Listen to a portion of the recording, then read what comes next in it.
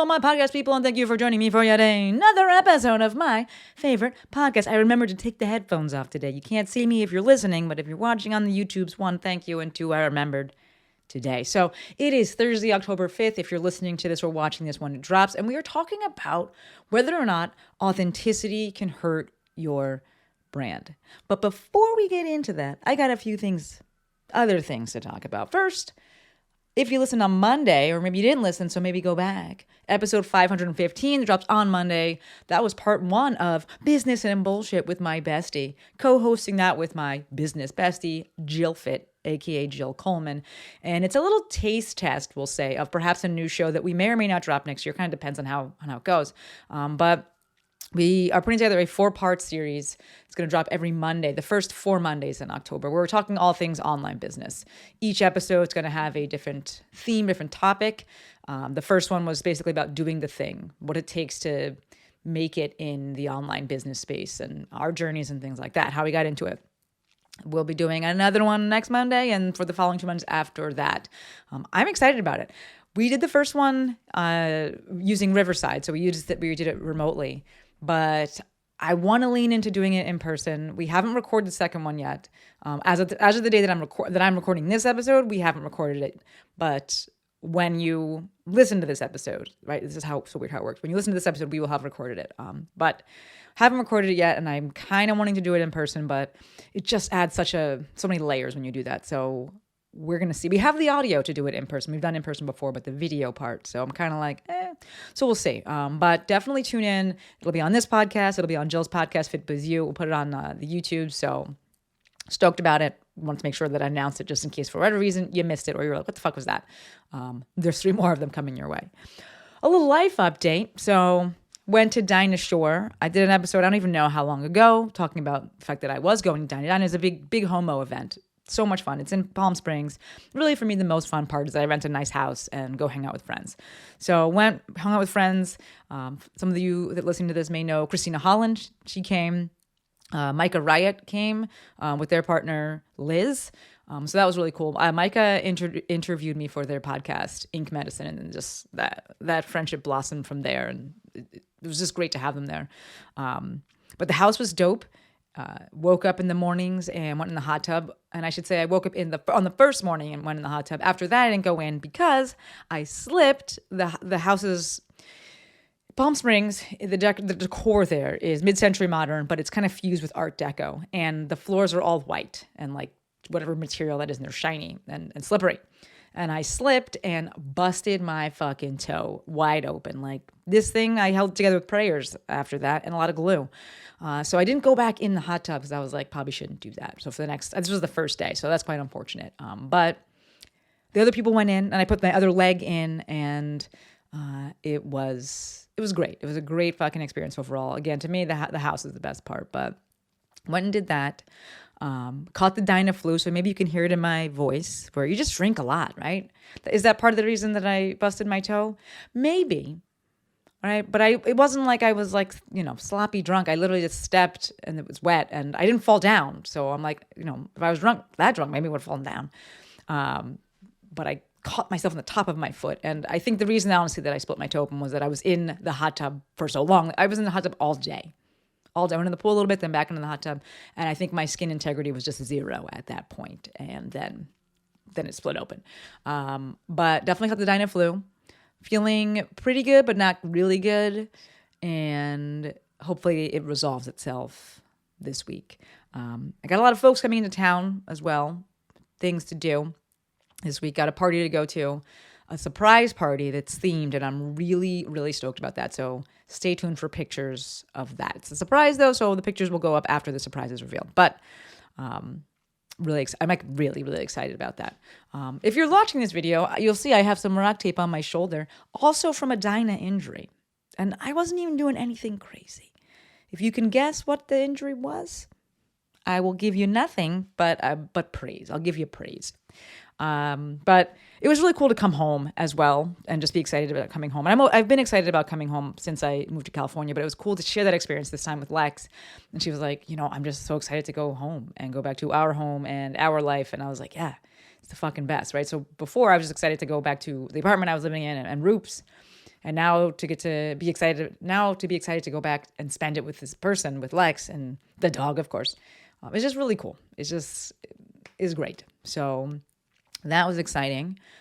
Speaking of Roops, left him here alone for those 5 days. We went Wednesday to Sunday. So I was just like, you know what? The place is big enough, and he's very shy. He's social, but he's very shy. And so when the cat sitter comes, he just hides in the sofa anyway. So I was like, let's just see. I'll put extra litter boxes out. I tested it before to make sure he would use the other litter boxes and the other litter, which apparently there is a litter shortage going on. The parent company, Clorox, had a cybersecurity breach. I don't really know. But certain brands are being affected if their parent company is Clorox. So had to find the litter. It's a little bit different. Wasn't sure if he was going to use it, but he did use it. He did use the other litter boxes. And so I just put more litter boxes out. And it was fine. Everything was totally fine. He's not super food motivated, so I've always just been able to leave food out and he'll just graze. And he has a fountain, so the water's constantly turning over. So everything was great. Came back and he was like, oh, you're back with the dog. Great. So there's that. We still do have more stuff that we need to buy for the apartment, but it's fine. It's livable. My brain is a little bit broken. So I'm like, we're just gonna, and also my wallet, this shit's expensive. It's nice that we're splitting it between two people, but also, yeah, expensive. So those are the life updates. Figured I'd give them because I still haven't given them in a while, but let's hop into the episode because we're 7 minutes in. So let's hop on in. Today we are answering the question, can authenticity hurt your brand? And this is inspired by a recent coaching conversation that I had with a really good client of mine, really good client of mine. So y'all know I love me a definition, and by definition, authenticity is the quality of being real or true. So we can ask yourselves, if you're saying, am I being authentic? We would say, am I being real? Am I being true to myself? When phrased in that light, can being real and being true hurt your brand? Y'all already know what I'm going to say. But I know it's helpful to hear it again. And if you're new, this may be the first time you're hearing it. But if you have been in the ecosystem and you know me, you already know what I'm going to say. I got my shirt on that says "MOAR YOU," specifically so that y'all. This is my whole shtick. But so I don't think what direction I want to go with this. But quite simply stated, being real and being true to yourself can and will impact your numbers. But what the fuck is the other option? You're going to build a business, you're going to build a brand behind something that's fake, right? And so I specifically and strategically said it will impact your numbers. I didn't say positively or negatively, but it's going to change your numbers. It's going to affect your numbers, right? It'll change your numbers if you've already been going in the direction. It will affect your numbers if you haven't started yet. But what is the other option? I think something I talk about quite often, and I don't know that it can be overstated or stated enough, is that if you just need money, which we do to live in this society, just go get a job. If you want to build something, if you're looking to build something, if you're going to put in the time and the effort of building something, bring your whole self. I get it. Life is expensive. It's expensive as fuck to be alive right now. Being a member of this society requires you to have money, right? To navigate and be able to get resources and food and shelter. It's a part of this life if we're choosing to be a member of society. So to me, and the way I always coach and encourage people is do what you got to do to get money. You don't have to like what you do because we're just talking about getting money, securing resources right now. And I'm saying this because there's a good chance if you're listening to this podcast that you're like me and you're not that person that's a serial entrepreneur. You're not that person that just gets a million ideas and try this little business venture and try this thing and try that. You're probably not that person, right? Because we attract what we are, and I'm not that person. You're probably more calculating. You probably want to build something that you care about. You probably want some safety in there, right? If you look to build something and that thing that you're building has to make money to start off with, that is very, very tough and not a good position to be in, and a position that I've never put myself in and I would never recommend people to go in. I'm not saying it's wrong to be in that position, but I will not coach that position of just burn the ships, figure it out, need to make the money. That is a very, very tough position to be in. And I would rather you not be in that position. I'd rather you just go get a job that just pays the bills and doesn't make you think that much. And then, yeah, you're going to have to grind a bit and in the time that you're not at work, go and build this other thing. And then eventually, ideally, you can leave that job that you don't really love, but that pays the bills because this other thing has grown enough. But if you are like me, you want to build something that means something. You want to build something that you care about. And to me, authenticity is the only way to build a brand, and it's the only way that I teach. Right? So yes, that authenticity is going to impact and influence your numbers, right? Being real, showing up with your truth, that authenticity piece, it is absolutely going to impact and influence your numbers.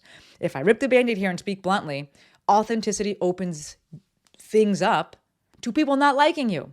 And that's why we don't want to do it. That's why it's scary. And that's why it can feel bad. Right? When you share your real feelings, when you share your real beliefs, when you share your true self, it feels vulnerable as fuck. And this is actually, to me, true vulnerability. People like to say it like when you go online and you cry that's vulnerable. And I'm like, no, oftentimes that's just personal. And sometimes just sharing too fucking much. Like, go process first. But to me, and to, the actual definition of the word, vulnerable means subject to attack.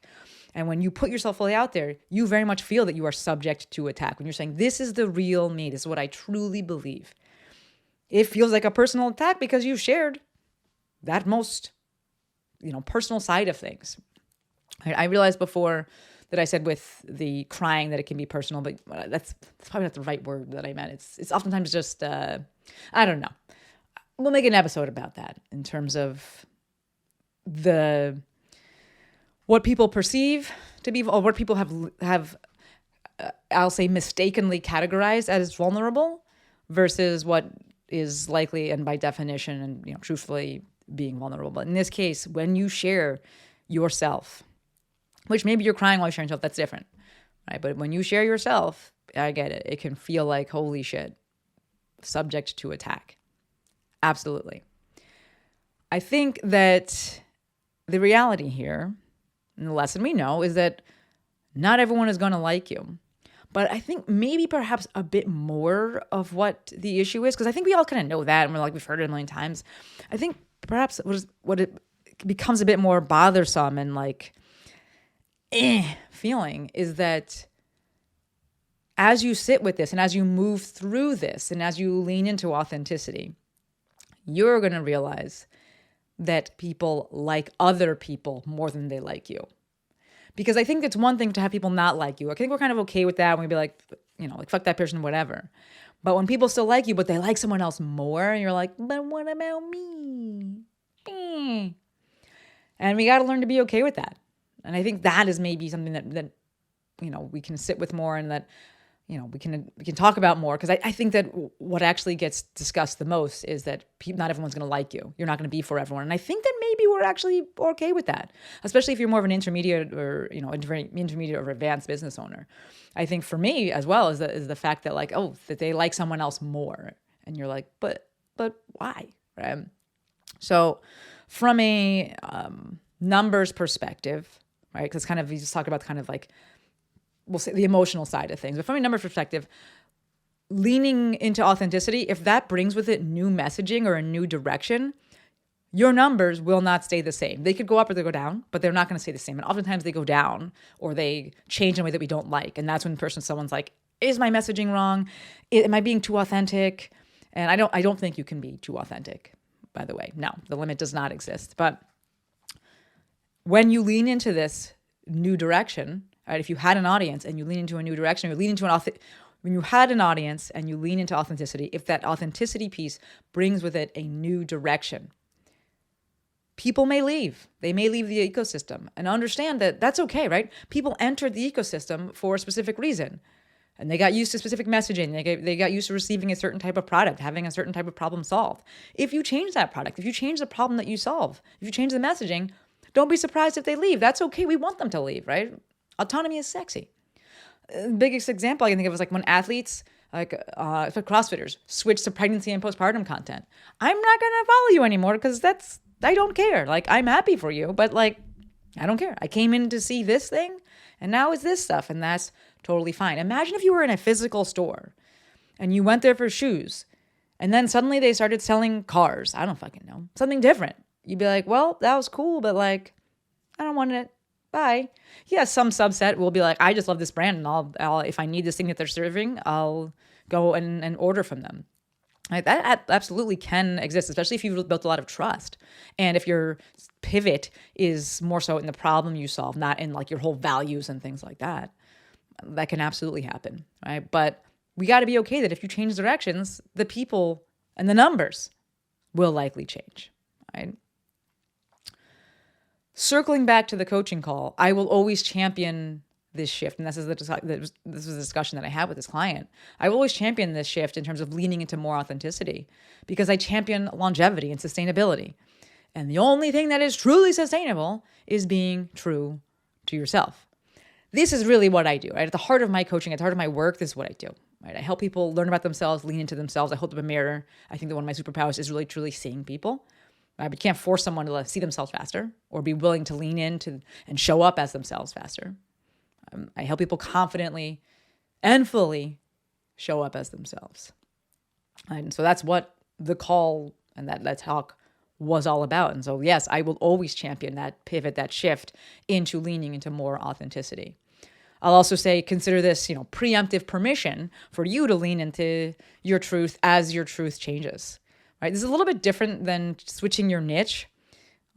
It's a little bit different, but suffice to say that when I think that the most relevant part of that is that the fact that it's a little bit different is that if you're just starting out and you keep switching your niche and you're like, well, I do this and now I do this, or I do this, it will be difficult to get traction because people have a tough time knowing what the fuck you do and who you're for, right?